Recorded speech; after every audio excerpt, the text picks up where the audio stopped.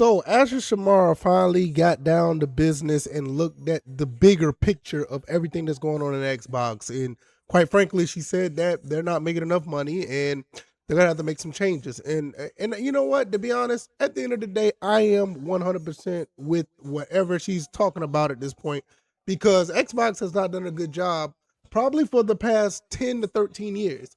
It's been a disaster ever since the Xbox One came out. And if they're going to think about restructuring, I think that this is a path that they need to go. It's only what so many, years that you can go by doing the same thing and trying to make something happen. Xbox is just in a situation where they're just not like the rest of the other companies. They're not like, the Sonys of the world. They're not like the Nintendos of the world. They're a little bit different. And to be quite honest, Microsoft is not very good at handling the gaming division of their product. They got lucky with the 360 based on the innovation of the internet and the way you game with Xbox Live. And so, but outside of that, they've just been, either running in place or running behind. So I want to look at this article by PC Mag. I'm not going to put it up on the screen, but I'm just going to skim through it because I did read it, but I'm going to look at some points that she did have on this in this article. And I'm gonna give you my thoughts on why I think that they need to go this route. So if this is your first time here, welcome, and I appreciate you clicking on this video. All right, let's go ahead and get into this. Xbox CEO said our sales are falling despite investing $20+ billion. We need a new business model as partnerships for hardware. And yeah, they're going to need new business model and partnerships for hardware. So basically, she said in her memo, which is now public, Asher Shamara disclosed the Xbox project at to the end of the fiscal year at about a 3% accountability margin, down year over year. This suggests that Xbox team is barely turning a profit, considering his previous chief, Phil Spencer, reportedly defined the accountability margin as the percent of revenue that you keep in profit. So if they're only keeping 3% of what they make, that's not enough when you're making this kind of money and all the things you're trying to do. You want to see at least 10, 15, or maybe even 20% profit margin and or accountability margin, and they haven't been doing that. Remember a while back they said that they wanted like 30%, which I thought was insane, and a lot of people had to come out and say like they wanted basically around 10 to 15 is ideal for other companies, but they wanted 30. And this is why the price hikes of everything went up as far as Game Pass, whatever, and it just did not work out. So with that being said, they were more saying like, look, Xbox sales have been stagnant. Even though Microsoft has spent a fortune to boost their business, notably the 68.7 billion deal to acquire Activision Blizzard. Excluding Activision Blizzard King over the past 5 years, she said we have spent over 20 billion on ongoing investments in our content platform and hardware subsidy, but our annual revenue has declined nearly $500 million during that time. Going forward, this cannot continue. That is insane. Now they're not even talking about Activision Blizzard. They're not even talking about that.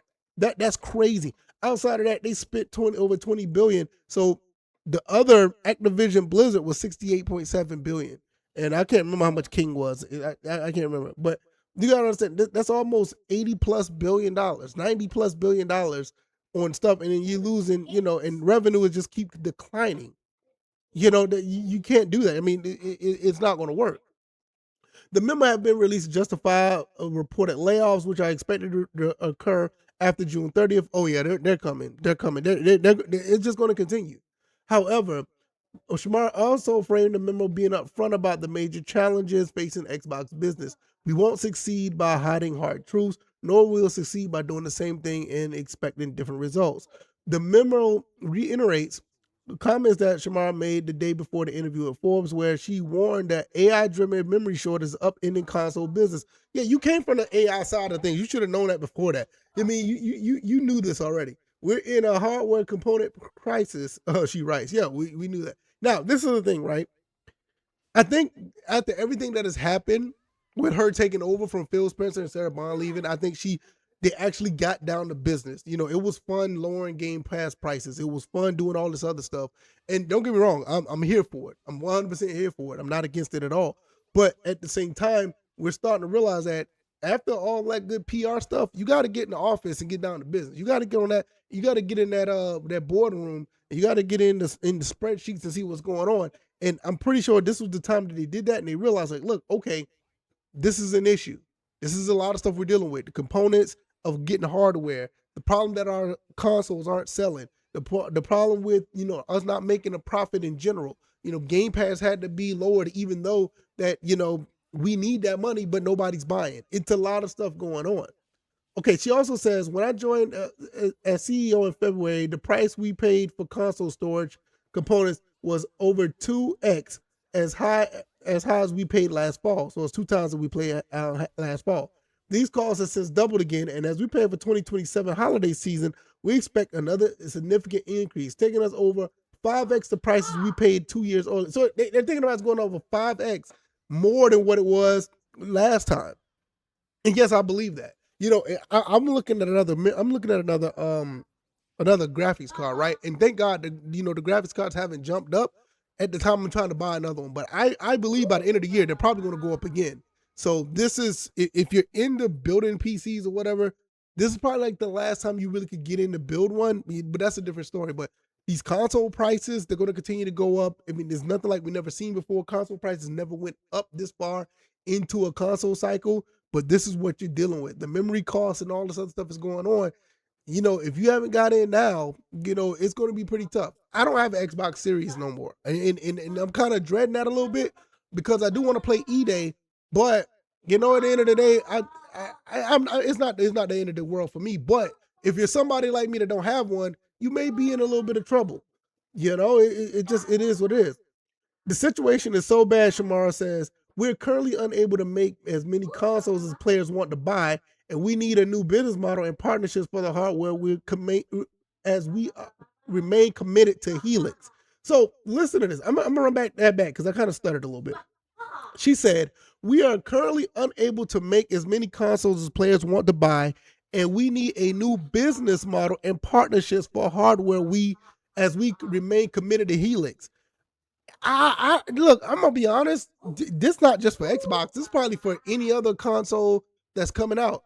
It may not even be a good idea to even jump the Helix right now. It may not even be viable to jump the PS6.